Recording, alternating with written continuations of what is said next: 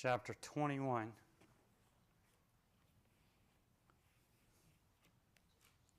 Anybody else tired? Anybody else not sure what day of the week it is? Oh, the kids are having such a good time.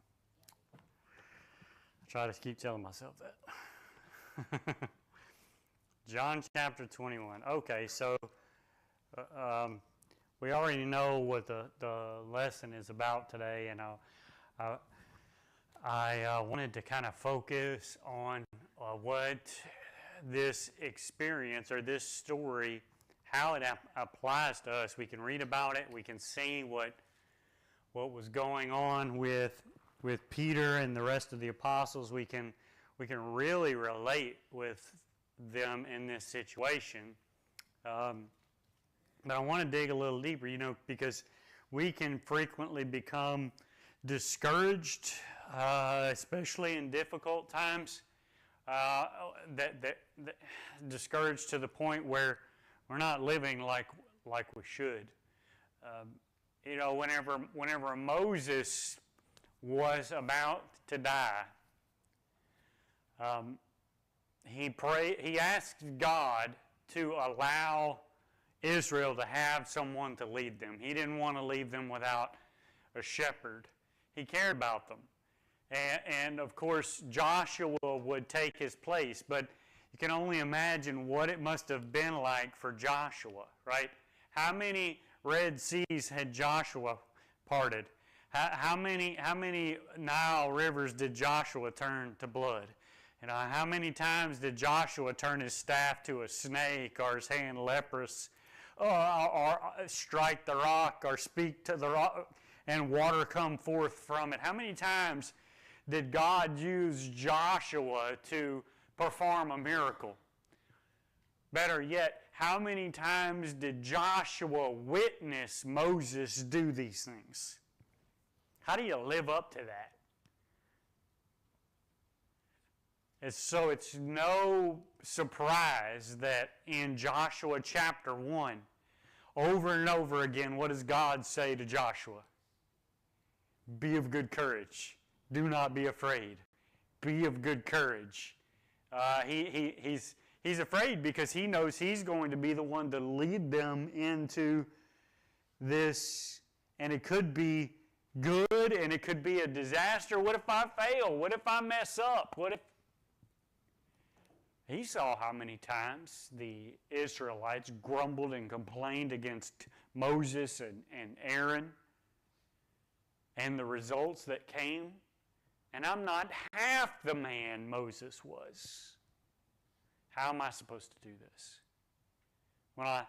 We can start to feel like that when we look at Peter, I think, and the rest of the apostles sometimes, until we dig a little deeper and we see they weren't perfect. We could do the same thing with Moses, right? And Moses made some mistakes along the way too. When Moses started out, how did Moses start out his No, even before that, he murdered a man. And he covered it up, or he tried to. And God was going to kill him. Yeah. Zipporah saved his life. Yeah. So there was, yes, and with the circumcision of his son. So Moses made some mistakes. Moses wasn't a perfect man. When we look at Peter, I think we see something similar. I read this story in the book. I'm not going to use most of the material that's in the book, but I did read this material and saw, I liked the illustration they used. It was about a man, his name was Charles, and Charles frequently had bad days. Charles, do you ever have bad days? Come on, every day is a good day. Right, Brother Bert? Every day is a good day, right? I don't have too many bad days. All right. Charles was rejected during his youth. He couldn't manage his classes. Ultimately, he failed the 8th grade and eventually made it into high school. And when he did, he made his way onto the yearbook committee. And whenever he presented his cartoons that he had drawn to the committee, They were all rejected. He was also rejected by a girl, I believe. Yeah, I mean, aren't we all? But he tried playing golf, and that didn't work out so well for him. He could have simply given over to all this dismay and decided, I'm just a failure and I'm not going to succeed. He returned back to drawing, though, his cartoons, and despite having these simple cartoons rejected by his classmates in school, he reached out to many publications and studios, including Disney, but he was only in for more rejection. Everyone turned him down, and that didn't matter. Charles forged ahead. He even failed at a marriage proposal, but that didn't stop him. And Charles declined to share the failures that had punctuated his own life through his art, and sold that idea to the United Feature Syndicate in 1950, and Peanuts became a global phenomenon because everyone could relate with the lovable Charlie Brown, who never gave up. And neither did his creator, Charles Schulz. This illustration only works for you guys. I could have used this illustration with the kids, and they'd be like, Charlie who? Charlie Brown never gave up, no matter how bad things got. And in Luke 19, we find the Apostle Peter, who was also dealing with some previous failures. Here in John chapter 21, a parallel passage, John and the apostles, we're going to read 15 through 19, and then we will discuss this. Actually, no. Let's start with verse 1. After this, Jesus revealed himself again to the disciples by the Sea of Tiberias, and he revealed himself in this way. Simon Peter and Thomas, called the twin, Nathanael of Cana in Galilee, the sons of Zebedee, and two others of his disciples were together. And Simon Peter said to them, I am going fishing. And they said to him, we will go with you. And they went out and got into a boat, but that night they caught nothing. To put this in its context, if we were to back up a little bit and consider what has happened up to this point, and we'll look at some of these verses a little bit more detail later, but Jesus speaks to Peter early on in his ministry, or before the ministry even starts, really. Peter and James and John, they've had a bad night of fishing, right? And Jesus come to them, and what did Jesus say to them? Throw your nets on the other side. And what happened? Well, Josh can tell us all about it, right? The boat was filled with fish, right? And so these guys were pros, right? This is what they did. This is what they did for a living. This is how they earned their money. They were better than the regular guy about catching fish. And here they didn't catch any, and then Jesus, who is not a fisherman, says, cast your net on the other side, and all of a sudden they're successful. So Jesus calls them. They follow him. For 3 years they follow him, making their mistakes, and Jesus correcting their mistakes, and them learning from him and growing from him. And how must it have been to listen to Jesus, to see what Jesus did?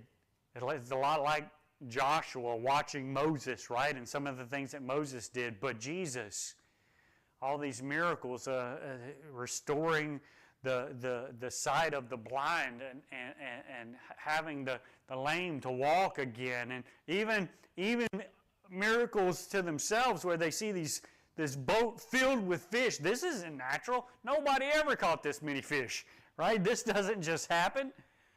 And then Jesus warns Peter as they are getting ready, he's getting ready to go to the cross. He warns Peter that they're all going to leave me. What does Peter say to Jesus when Jesus warns the disciples, you're all going to leave me? Even if they all leave you, I will never leave you. That's important to this story in John chapter 21. Even if they all leave you, even if all of the other apostles leave you, I am never going to leave you.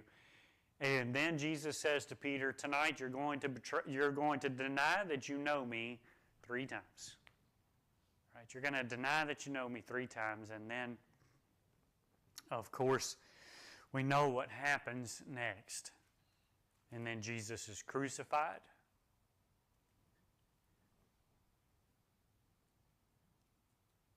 And the one that's been leading us around for the last 3 years is gone. What are we supposed to do? And at this point, they still have some misconceptions, and we know that because when we get to Acts chapter 1, and Jesus has returned, and they're speaking to Jesus, will you do what? Will you return the kingdom now? And they're still waiting on a physical kingdom. So as Jesus dies on the cross, what must they have been thinking? Even though 3 times already Jesus told them what? I'm going to the cross. I'm going to the cross. The Jews are going to kill me. And I'll be raised again on the 3rd day. But whenever it happened, here's Peter. I'm going fishing. Not I'm going fishing for men. I'm going fishing. Back to my old job. And he had the same amount of luck that he had the last time. Right? No luck, catches nothing. And that catches us up to where I stopped reading. Jesus would say to them in verse 5, children, do you have any fish? They're out in the boat, right? They're out in the boat and they haven't caught anything. They've been fishing all night. And Jesus said, children, do you have anything? And they said, no. And he said to them, cast your net on the right side of the boat and you will find some. So they cast it, and now they were not able to haul it in because of the quantity of the fish. The disciples, that disciple whom Jesus loved, therefore said to Peter, it is the Lord. And when Simon Peter heard that it was the Lord, he put on his outer garment, for he was stripped for the work, and threw himself into the sea. The other disciples came in the boat, dragging the net full of fish, for they were not far from the land, but about 100 yards off. I like what Peter does here. He's going to meet the Lord. He's not going to do it without his cloak. He's got to have on his outer garment. He had basically rolled up his sleeves for the fishing, right, and for the hard night of work, and then he's going to meet the Lord. And most of us, we heard the Lord was out there and we wanted to swim out to him. What would we do? We'd be taking off our shoes and rolling up our pants and maybe trying to wade out there. I don't know. We certainly wouldn't be putting on jackets and coats, but that's what Peter, he's putting his outer garment back on, and then he jumped into the water and swims. This reminds me of whenever the women came back to Peter's house, remember, or to Mary Martha's house, and Peter and John found out that the tomb was empty, right? What happened? Peter and John raced to the tomb. Of course, who wins the race? John does. John gets there first. He's younger. But who runs headlong into the tomb? Peter does. He doesn't stop at the entrance to the tomb. He runs right on into the tomb. That's what I think of whenever he jumps into the water here, headlong into the tomb. He gets to the shore, and he Jesus had already made a fire, it says there, and he had some fish. He put some of their fish and some bread out, and then Jesus said to them, bring out some of the fish that you have caught. So Simon Peter went aboard, hauled the net ashore full of large fish, 153 of them. And although there were so many, the net was not torn. And Jesus said to them, come and have breakfast. Now, none of the disciples dared ask, who are you? Ask him, who are you? They knew it was the Lord, and Jesus came and took the bread and gave it to them, and so with the fish. This was now the third time that Jesus was revealed to the disciples after he was raised from the dead. Now, the text we want to spend the next about 20 minutes looking at is 15 through 19. We've kind of set ourselves up here to look at this, but I made a lot of notes on this, and I just want to share with you what I've pulled from this, and I'd like to hear some of your thoughts on this as well. Some of the key words that really stood out to me in 15 through 19 were love, sheep, feed, tend, and Simon. And Simon, right? So let's start by reading.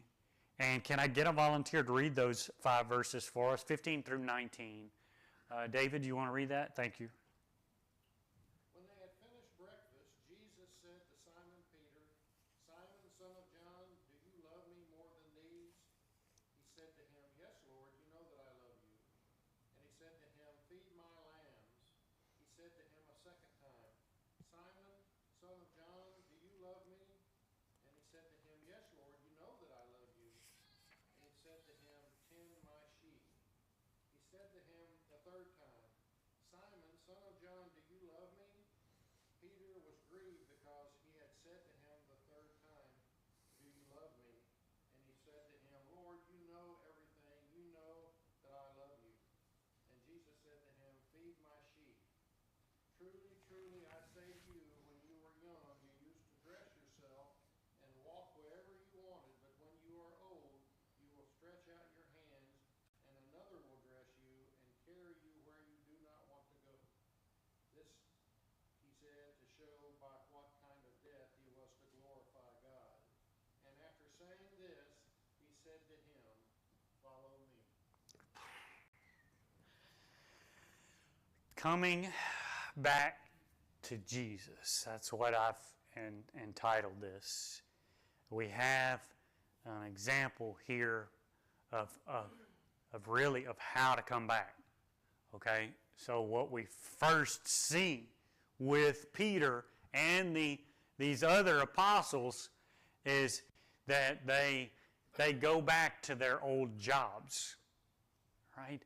Instead of persevering, because this old job represents their old way of life, everything before Jesus, and sometimes we're tempted after coming to Christ to go back to our old way of life, our old jobs, our old habits and whatnot. But then the next step we see is that Jesus was willing to feed them. He feeds them.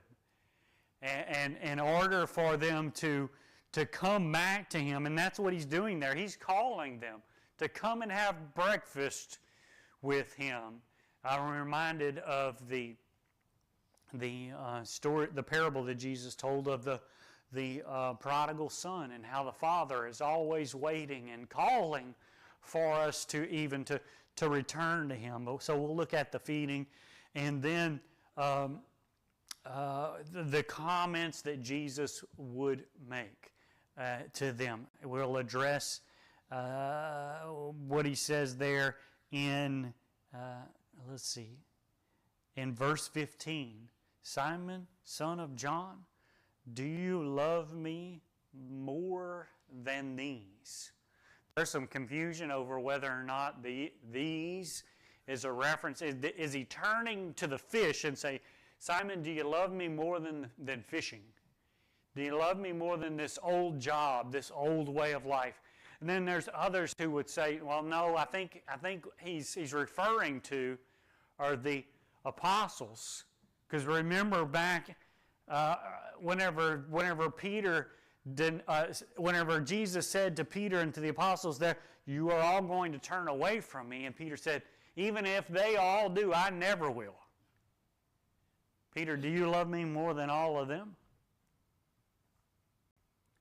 I can see both. I tend to think he's addressing his statement earlier about even if the rest of them would turn away from him, he would not.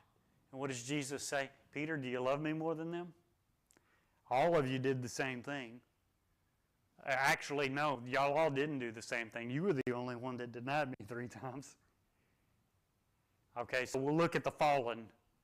That's our third point, the fallen. All of those who they'd gone back to their fishing. The final thing we'll look at is the focus. The focus of Peter, which we haven't read yet. It's verses 20 and following. But coming back to the Lord is important for us to really understand. Jesus calls him here. What does he call him? How does he refer to Peter? Simon. Didn't Jesus change his name? Why would he refer to him as Simon? Well, when was he Simon? Before Jesus called him, he was Simon. When he was a fisher of fish, he was Simon. And Jesus would do this sometimes whenever Simon had made a misstep, or Peter had. Would this be like when your mother calls you by both of your names? Anthony James? Yes. It really, it's poignant, isn't it? It lets you know if you had any question of whether or not you were in trouble, that answered it, right? That helped you to kind of figure it out. And it would have been, think about it. Jesus gave him this name, Peter. Do you think he was proud of that name? That Jesus gave him that name? Oh, man, Jesus gave me a name? I'd be proud of it. But hasn't he? Christian, hasn't he? Yeah. He's given us all a new name. And but here he calls him Simon, just kind of reminding him of what had transpired there. In Matthew 26 is where Peter, in verse 33, would deny the Lord those 3 times. Some connect those 3 denials with the 3 questions here, the 3 questionings. Jesus asks him those 3 times, do you love me? Or do you love me more than these? And then he says, yes, Lord, you know I love you. And he said to him, feed my lambs. And he said to him a second time, Simon, son of Jonah, do you love me? And he said to him, yes, Lord, you know that I love you. And he said to him, tend my sheep. And he said to him a third time, Simon, son of Jonah, do you love me? It's the 3rd time. And Peter had been accused of knowing Jesus 3 times. And what did he say? I don't know him. I don't know him. I don't know him. And then the eye contact. After the rooster crowed, the eye contact. Jesus looked over at him. I can't imagine what that must have felt like. To know that you had betrayed Jesus. Jesus and Peter are using different Greek words here for love, and some suggest there's some meaning in this, but in others say, well, maybe not. Jesus often also used meals to teach. And here he is, he's using a meal. But what did they say at the meal? What words were said at this meal? None. They didn't say anything. There was nothing said at the meal. Jesus laid out the fish. He says, come, have breakfast. Now none of the disciples dared to ask him, "Who are you?" They knew it was the Lord. And so Jesus came, took bread, gave it to them, and so with the fish. This was the third time. And then when they'd finished breakfast, Jesus said to Simon, and he started asking him the questions. Now, could they have said something and it's not recorded? Sure. But it seems to indicate that they were pretty quiet while they ate together at this point.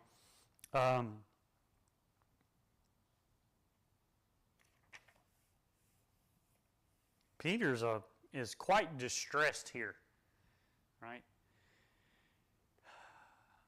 He's quite distressed as the Lord is asking him this. Why? Because of the way he had acted in denying Jesus. And there's got to be some guilt there.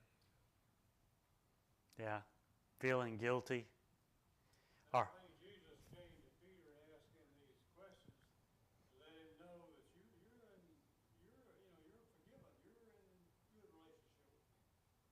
To let him know everything's okay. Do you love me? Do you love me? Do you love me? And the last response, I think, is interesting because he says, "You know everything."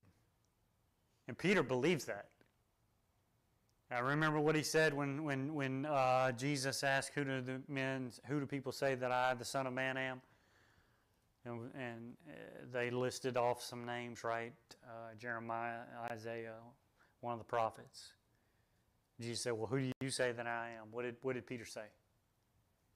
"You're the Christ, Son of the living God." How about whenever in John chapter 6, whenever Jesus is preaching and many of the disciples turned away because what he was saying was too hard, and Jesus said to them, "Will you turn away also?" What did Peter say?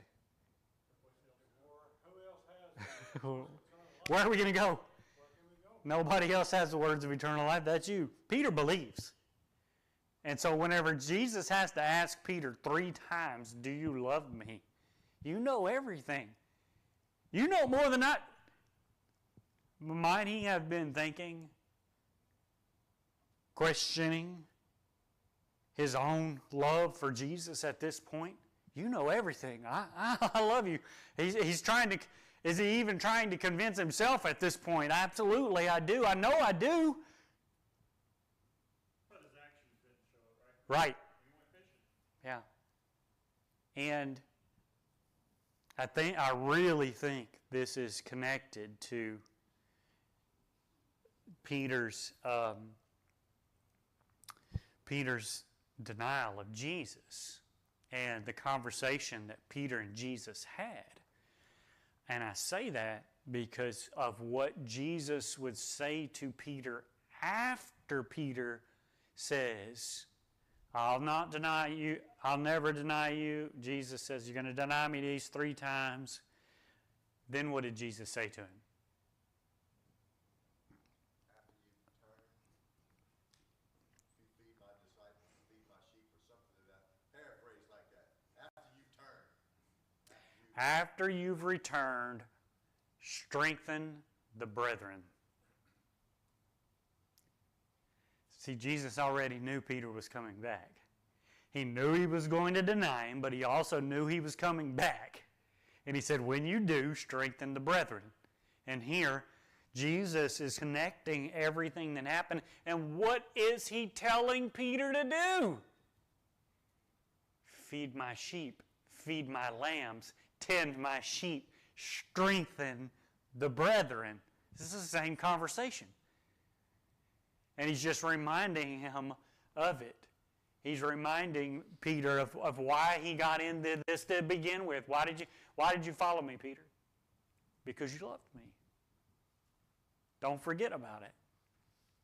And so he tried to go back to this old job and failed miserably. Going back into the world is not the answer. It never is. You know, it wasn't working the first time or we wouldn't have left it, right? We wouldn't have turned away from the world and turned to Christ if everything was going great and we didn't see the need for sins to be forgiven. And Peter is and the others, they turned to that old way of life, but the old way of life wasn't working then, and it's not working again. And but look at what happens when Jesus helps. When Jesus helps, they succeeded ridiculously, right? It's comical how much fish they caught. Jerry? I don't usually put much stock in what translators add in the Footnotes? or in the sections where they name the little sections. Yes. But the app on my phone to this section says Jesus restores Peter. Oh, I yeah. think that's interesting because whatever's going on here, it's a restoration process. Well, and that's why mine doesn't have that, but that's what I concluded too. Coming back to Jesus, that was the whole purpose of Jesus being here on this shore, was to help Peter get to that point so that he could strengthen the brethren. Because where Peter went, who went? James, John, Andrew, all of Zebedee's sons, Thaddeus. Where Peter went, the rest of the apostles followed. Peter was a leader. Peter probably had a greater influence on the group than anybody else. He did. I believe he did. Peter, James, and John had the influence, but even Peter had influence, it seems, over James and John, because Peter goes fishing, they go too. And so who did Jesus need to restore in order to get things going again? Peter. So a little bit of help from Jesus, and he shows them the beauty of being on the right side of things. Jesus then feeds them with this catch. But put yourself in Peter's sandals here. I'll never leave you. I'll never, even if they all do. Mark chapter 14, verse 29. Jesus said in Luke 22, 31 and 32, he said that he prayed for Peter. He prayed for Peter. Why? Because Satan wanted to do what with him? Sift him like a chaff.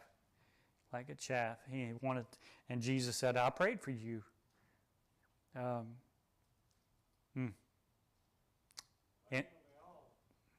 actually denied Jesus by their actions. Actions, yeah. Peter was the only one who used the word. He's the only one that, threw it about in black. But they all did. Yeah. Well, they were all told they would leave, right? They were all told they would leave. Peter was told he would deny Jesus. You've given all this information up ahead.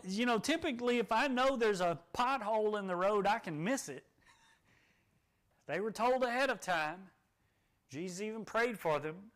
But Jesus seems to be telling them, this isn't something that's going to change. This is what's going to happen. And you're not going to miss this. This is what's going to happen. So when you return, strengthen the brethren. But Peter is the only one, it seems, that at least the scriptures tell us, after he denies him, that Jesus, after the rooster crows, Jesus looks over at him, and they've got that moment. And the scripture tells us in Luke 22:62 that he went out and wept bitterly. And I would have done the same thing, I believe. That would have been a very, very difficult situation. So it began with them in this bad situation, or this situation where they were discouraged, and so they went back to fishing. Then Jesus feeds them, invites them back. They are reminded that he is the one who has the words of eternal life, right? Man shall not live by bread alone, but by every word that proceeds out of the mouth of God. Every Jewish kid knew that. Everyone. They knew that. And sometimes we forget it. And here, it's not just about food, right? It's not just about food. It's about material things. It's about that ridiculous electric bill that I'm struggling to pay. It's about that car note that I can't make this month. It's about, my job that I've lost, or I can't find another one, or it's about all these material things. And I wasn't saying, by the way, that I couldn't pay my bills. Okay. I was speaking metaphorically, or no, generally. I don't know what the word is. It doesn't matter. Is that right? You think that's right? Good. But they were reminded where salvation came from, right? It came from Jesus. Where was the power? The power was with Jesus all along. And then Peter is humbled here in this passage. And I really think that as Jesus says to him, "Do you love me more than these?" Right? They've finished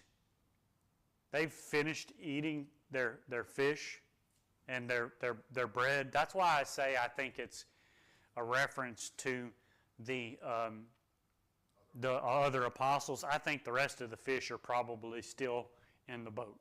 They brought fish enough to come and eat. They wouldn't be surrounded by piles of fish, I don't think. That wouldn't smell that great. But do you love me more than these? You see how arrogant Peter's proclamation was when he first said it. Even if they leave, I'll never leave. How must that have made the rest of them feel? And now Jesus, do you love me more than these? Oh, okay. We all did the same thing here. And maybe mine was a little bit worse. He's humbled a little bit and reminded to strengthen the brethren. So they had fallen. Jesus is that great physician that they needed to restore them. They needed to love. They needed to sacrifice in their lives and obey him. All right. It seems like it still took the Holy Spirit coming to really connect all the dots. Oh, yeah. Because, they're in that room locked because they were in fear. Yeah. Well, and see, here's the thing. They were in the room, right? So I know that from this point to that point, things changed. But they're still waiting to be guided into all truth. And then, of course, the focus. Let's look. We're running out of time, we've run out of time. But I ended short Monday, so this is me getting my time back. In chapter 21, look at verse 20 of John. Peter turned and saw. What did Jesus just finish telling Peter? Before that. No, in between that. He gave him a prophecy. What was the prophecy? That he'd be dressed as an old man, that somebody would lead him around. Yeah, not the greatest end to a life, right? You're going to be old and unable to dress yourself and unable to lead yourself around. You're going to be led where you don't want to go, and maybe that's in prison. Maybe we'll see. So all the attention is on Peter at this point because Jesus has said, "Follow me." And he told him about this. So Peter turned and saw the disciple whom Jesus loved following them. So it's Peter and Jesus walking along, and John's kind of trailing behind, And Peter turns and looks at him, because all the attention from Jesus is on Peter and all this stuff that's happened in my life, and I can't take the attention anymore on my flaws. And what does he say to him? He says to the Lord, "Lord, who is it that is going to..." Wait a minute. How did that happen? Okay. Peter turned and saw the disciple whom Jesus loved following them, the one who had been reclining at the table close to him and had said, "Lord, who is it that's going to betray you?" And when Peter saw him, he said to Jesus, "Lord, what about this man?" Lord, what about this man? Of course, Jesus would say, "If it is my will that he remain until I come. What is that to you? You follow me. Right? So that's what we do, though, sometimes whenever the attention is on us. I know you've done it with your kids, right? You've corrected one of them, and they're like, well, what about him? He did it too. What about John? And Jesus says, that's none of your business. If I want him to be here till the end when I come again, then he will be. You follow me. Worry about yourself. And then worry about the brethren. Strengthen the brethren. It may be we find that we are back to fishing. I used to study my Bible. I used to pray all the time. I used to evangelize. I used to participate in Bible classes and all the worship services. And where are you now? Where are we now? Are we back to fishing? And if so, we need to return. We need to return to the Lord. He's willing to help us and to forgive us. What questions or comments do you have tonight? Yes, Jerry? Well, first of all, very great lesson. Appreciate it so Oh, much. thank you. I've studied this text. I've even preached on this text before. And I don't know that I retained what I learned in my study. But I did always think that those Greek words that were different, that are only translated love, had some significance. Mm-hmm. And I was hoping you Well, and if I had a little more time, I could, huh? We'll have to save that for another sermon. Yes, he would. Well, Jesus would ask him, "What? Do you love me?" Well, we're out of time. We'll talk about it another time. Yeah. with my translation from the King James. One is agape and one is phileo. Yep. Anyway. There might have been 3. Yeah, we'll have 10 minutes before we start the videos in here. They've been great videos. I hope that you'll come and watch some of those with us. Make sure you're quiet as you go down the hallway. And tell Miss Nancy and the others in there, thank you. They've been working hard all week getting all that stuff together for us, and we really appreciate it. All right, thank you for your attention and your comments.